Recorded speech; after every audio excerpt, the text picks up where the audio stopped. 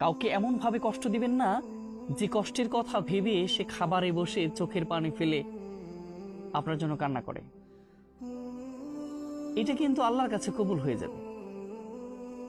খাবারে খেতে বসেও যারা ফুপিয়ে ফুপিয়ে আপনার কষ্টের কথাগুলো ভেবে কান্না করে, চোখের পানি দিয়ে তার খাবারটা ভিজে ফেলে, এদের দোয়া অবশ্যই কবুল হয়ে যায়, এর অভিশাপগুলো অবশ্যই কবুল হয়ে যায়।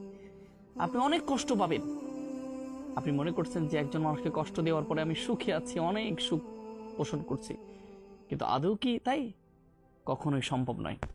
এজন্য আপনি একজন মানুষকে কষ্ট দিচ্ছেন, ঠিক আছে, কষ্ট অতটুকু দেন যতটুকু দিলে আপনি তার সমপরিমাণ কষ্ট নেওয়ার জন্য প্রস্তুত থাকবেন। এই জন্য কখনোই একজন মানুষকে অত কষ্ট দিবেন না যত কষ্ট দিলে সে আল্লাহর কাছে বলে দেয়। আর আল্লাহর কাছে বলে দিলেই কিন্তু একজন অভিশপ্ত ব্যক্তির, একজন কষ্ট পাওয়া ব্যক্তির, একজন ঠকে যাওয়া ব্যক্তির প্রত্যেকটা শ্বাসগুলো আল্লাহর কাছে চলে যায় এবং আল্লাহ বুঝতে চায়, বুঝতে পারে। একজন কষ্ট পাওয়া ব্যক্তি যদি